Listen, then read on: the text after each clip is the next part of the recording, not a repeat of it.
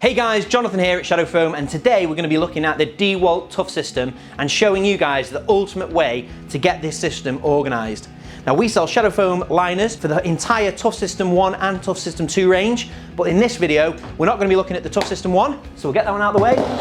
We're going to be working with the Toughsystem 2. Now with the Toughsystem 2 we've got the compact organiser, we've got the roll box and the different depth height normal boxes.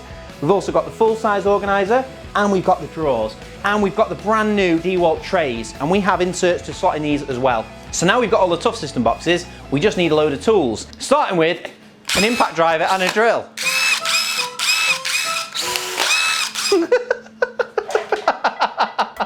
A circular saw and a full-size circular saw, a planer and an SDS drill, a multi-tool and the DeWalt heat gun. We've got a jigsaw and a torch. We've also got a laser level, and we've got, lastly, a couple of chargers and some batteries. Right, so we've got all the power tools. The only thing we're missing now is some Shadow Foam inserts to go in the cases. So shadowfoam.com has every single insert in all the different colours, all the different sizes. Fortunately, we've got them all right here. So let's get cutting some foam. So where do you start when it comes to organising this amount of power tools? Well, there are two methods. For me, I'm going to be going with the most complicated foam cutting first, which is the circular saw, which is going to be going in the base box. But if you're new to cutting foam, I'd suggest starting with the easiest piece of foam cutting, which would be something like the combi drill and the impactor. So the other thing we need to do before cutting any of the foam is working out which power tools are going in which box. So we're going to do that first. Right, so the first thing we need to do is set up this toolbox in the way that we're actually going to use it. You know, we want to be able to roll this stack around with all of these tools in. We don't want the stack up here if we can help it. We want it to be a comfortable height. So we're going to take this off and we're going to go with the base box, and then in here we'll be putting a couple of layers of foam in the bottom, and then we'll have a tray. And what we'll be putting in here is the biggest tools and the ones that we're using the least often. So for me, it's going to be the circular saw and it's going to be the planer.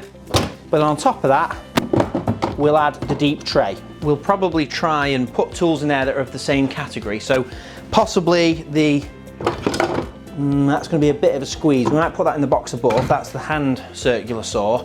So we might go for the multi-tool, possibly. Then we're going to go with the drawers, because the drawers you want to be able to access without lifting them off, which is nice. So we may as well have them low down. And in the drawers, we're going to be putting definitely the jigsaw. That fits in there great. And then we are going to be putting in the SDS.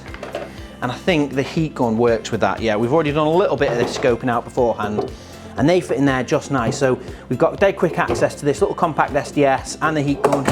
On top of that, we're going to be putting the next size of Toughsystem box. And in here we'll go the other tray. To be fair, we might go for the size down actually. To keep this a nice modest height, we don't need all three of them. So we'll go for the next size down. So I think when it comes to tools in that one, we'll put the circular saw, the little handheld circular saw, and we'll put the multi-tool. And in the tray area, we'll come back to that because we've got some smaller items like the torch and the level, the laser level, which I love. And you want that somewhere where you can get to it, but you're not using it all the time, just like the torch really. Now the top box is the one that you're going in the most often. It's the easiest to access. So in there, we definitely want the two most used tools, which is the combi drill and the impactor. And when you've got a combi drill and impactor, you definitely need drill bits. We've also got some easy outs, which we're going to put in there too. And left, we've got batteries and chargers. We'll probably try and get a charger in the top. So we've got one really easy to get your hands on. And then the other ones, we might kind of lose them into the trays, but that is the first part of the task. Figuring out how much space you need and where the stuff's going. Next part of the job is cutting the foam. So we could start with the top section. If I was probably doing this as a first timer, I'd start with something like the top where it's nice and easy. But for us, and we know we have been asked this question, how do you cut a circular saw in foam? That's the trickier part. So we're going to start with that. So let's get the foam for the base box and let's get cutting. Hey guys, have you subscribed to the channel yet? If not, it'd really help us out if you click that subscribe button and click the little notification bell, and then you'll get a notification next time we put a video live. With that being said, let's get back to it. Right, so let's start with the base box. Obviously this is a complicated insert. I've already got one of my cut-proof gloves on. I'm a left hand, which is the hand that I hold the items with, and I've got my scalpel with a blade in. We want to go for 2 layers so they can sit down flush into the foam. Although 1 layer would work, just depends how you want the circular saw to be set. So for me, a tool like this, you've got 2 options. You can kind of loosen it and you can have it flat down like that, and that's going to be less height depending on what box you've got, or you can have it stood tall. Now, the way that this box is, it's really deep. Even with the tray in it, we've still got loads of height. So I'm going to set it like that with the blade all the way up, and that way I can just draw around this base plate. And realistically, I think we might only need 1 of the layers, but we're gonna see how deep it sits in the tray. So I'm gonna set that where I want it, which is about there. And then on the other side, we've got the planer. So it's the 2 big, very joinery based. If I'm gonna need one, I'm probably gonna need the other one. So we're putting them in the same category. And it's as simple as taking the knife, holding the tool so it doesn't move, and then just trace cutting around the item. We don't have to cut too deep at this point. We're just literally using it like a pencil, making sure it's square to the foam or perpendicular to the foam, and just tracing around that plate there to get a stenciled outline essentially. Once we've gone all the way around and we're back to the start, and we know that we've met up with the starting point, we can then take the tool out of the way, set that to one side. We'll also take the planer out of the way, and now we can go back and make this cut a lot deeper. So what we'll do is, we'll cut down, this is a 50mm liner, and we'll cut down about 40mm. And that'll give us a nice kind of deep recess to house the circular saw, and we'll be able to test fit it and see if 1 insert's going to be enough. Now, if it's not, we can always cut straight through this one and then cut in the lower layers.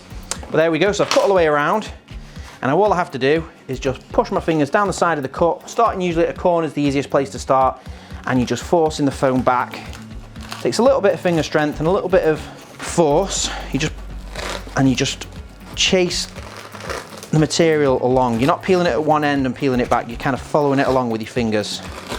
And you can see if you do that, you will get a relatively flat peel. Now, you're not going to get a perfectly flat peel, because it's just not the nature of foam as a material. It'll tear on its weakest seam, so it might not be perfectly flat, but we can tidy that up later.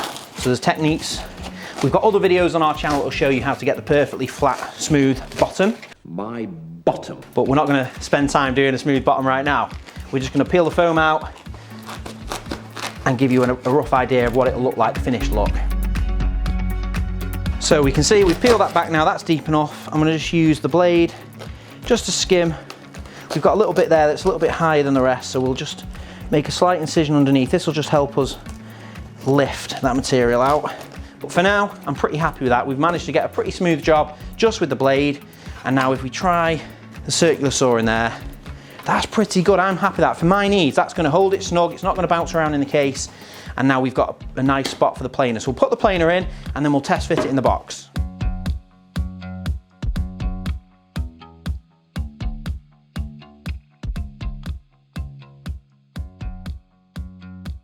Let's give it a test fit. Yeah, perfect. I'm really happy with that. Let's chuck it in the box and see what it looks like.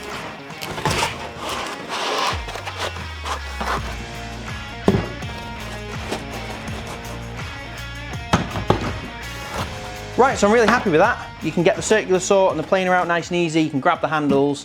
One sad thing is the deep tray doesn't fit now. It's about 30mm too tall with the circular saw like that, but I would prefer to keep the circular saw like that because it lifts in and out so easily.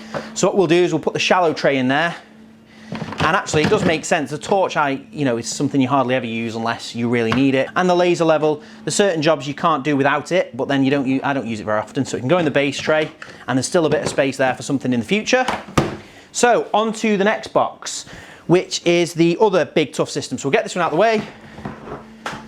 And we're now going to move on to the standard Toughsystem Toolbox. This one is going to have the handheld circular saw, the compact circular saw, and the multi-tool. So it's the same situation. We're going to lay them out where we want them and then cut round them.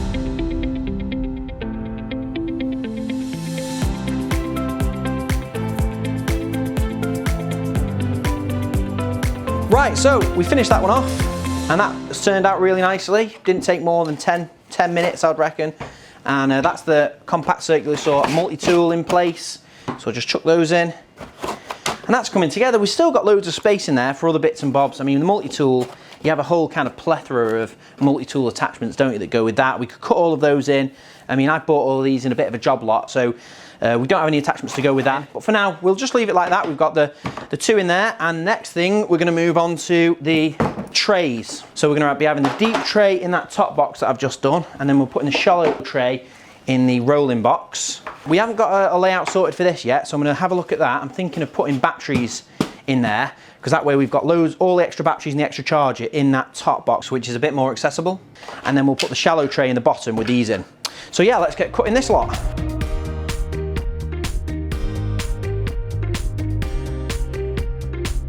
So that's that one done, and I'm really happy with how that one's turned out as well. I think these trays are fantastic. They're a great addition to these toolboxes. The problem with these Toughsystems is they're just a big cavity. They're like a big bucket. So if you don't have a tray, you don't have foam in them, you end up just piling all the tools in there loose. And they kind of like look like what they look like on this table. Just a big old pile of tools. It's hard to find what you need. They're all clunking and banging into each other. So the trays are great, and obviously the tray inserts and the foam inserts are fantastic. But we'll move on to the next liner now. And with this one, we're going to be organising the deep tray, and we're going to be adding a 30mm base layer. And that is because we're going to be putting batteries in foam. And for these, as they're so deep, we're going to be cutting all the way through. So we're not cutting and peeling back layers of foam with this insert.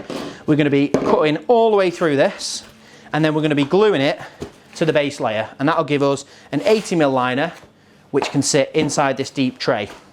So what do? The exact same as before. We make sure we've got our anti-cut glove on, and we put the layout together. The same process of cutting around the item lightly, scoring around it, but then we just cut all the way through the foam.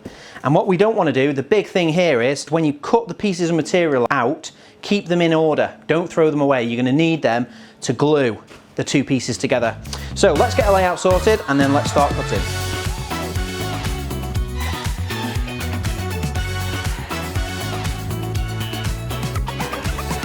Right, so we've cut all the way through the 4 batteries, because obviously they're really deep, and we've cut the charger in. We've also cut a recess for the wire underneath the charger. We basically just put a bit of space there for the wire to sit, and then a separate space for the plug, because obviously we want to make sure those 3 prongs aren't digging into anything. So now we want to glue this to the 30mm layer, so we end up with a really nice looking liner. So to do that, all we do is we get some of our spray glue. This is available on our website. And we put the little inserts that we've cut out back in. So I hope you saved them. We stick them back in, and they work like masking tape. Rather than having to mask off anything, we can just stick those back in, and that way we don't get any overspray in the inserts. And then all we have to do is just add the spray. Now you might want to do this over a bit of newspaper. I do this quite often, so I'm just going to do it freehand. I want to spray a bit on that, and then we want to let it go tacky. And then we're going to spray a little bit on the other side. Now on the other side, we've got to be a bit careful, because we don't glue on the bottom of where these batteries are. So I'm only going to put a little bit around the edge, and then right in the middle where the charger is. So we're going to put a little bit of spray in the middle, and I'm going to put a little bit around the sides. It's the sides that we want to stick, really. They're the bits that there's a bit of risk. So we're going to let that go tacky as well. Actually, while that's going tacky, we can push these pieces out, because we know that's done now. And we now know we've definitely not got any overspray into those recesses that we've put for the batteries. And now we can let those go tacky for a second, and then we'll bond the two together. A few minutes later. Right, so they've gone a bit tacky now, both sides. So we can push these two together. So you can see already, as soon as you touch the two together, they just start grabbing, which is exactly what you want. And that's it. Flip it over, push it a bit on the back. It doesn't really need too much, to be honest. And then that is a finished 80mm liner. So we'll stick that in the tray. And that looks great. So let's put the batteries in, and then we can move on to the last couple of liners. So we've still got the drawer inserts to do, and we've got the top box. The inserts for those are the exact same. We have inserts that fit directly into those cases, but I think we've cut enough foam now, and we've explained the process. So what we'll do is we'll cut all of those 3 liners at the same time, and we'll come back to you when we've done them all, and then we'll talk you through the full setup and how we've organised everything. So that's that one done. I'm happy with both those trays. We'll chuck them in the cases, and yeah, let's move on to the drawers and the top box.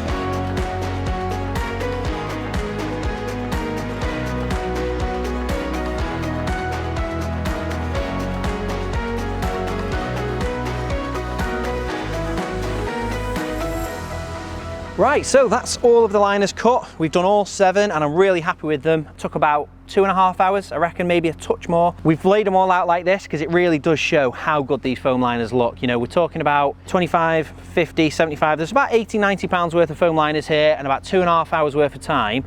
But all of these tools are now protected. You know exactly where they are. If something goes missing or if you leave something on a job site, you're going to know instantly that it's not there and you've not replaced it. And also you're going to know exactly where it is when you need it. You're going to be able to go straight in a box. It's going to be there ready for you. There's a few gaps in the foam, so we'll be able to go back and add little bits and bobs. Obviously you can see with the heat gun, we've got a few accessories that we added that came with the heat gun. We've got some jigsaw bits with the jigsaw. We've got some drill bits and stuff, but there's loads of extra little bits and bobs of space that we could fill with some of the other accessories. But yeah, so that's all the liners cut. Let's put them all in the box. Right, that's that one in. Let's put all the other liners in.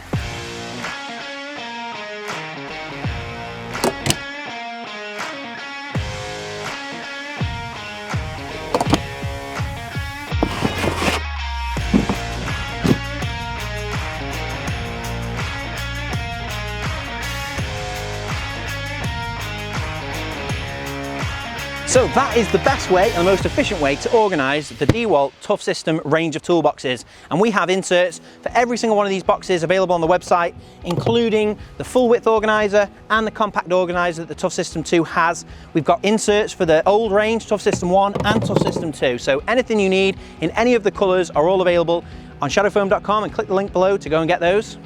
So if you're planning on getting your Toughsystem organised with some shadow foam, or you've already done so, I'd love to hear from you in the comments below. I do read every single message. And if you've already done it, share us a picture on Instagram. We'd love to see how it's turned out, your toolbox, and we'll probably reshare your pictures as well. So I hope you enjoyed this video. Thanks very much for watching. If you did, it would really help us out if you click the like button and you subscribe to the channel. And if you click the bell icon, you won't miss any of our future videos because we do upload every week. So we'll see you next time.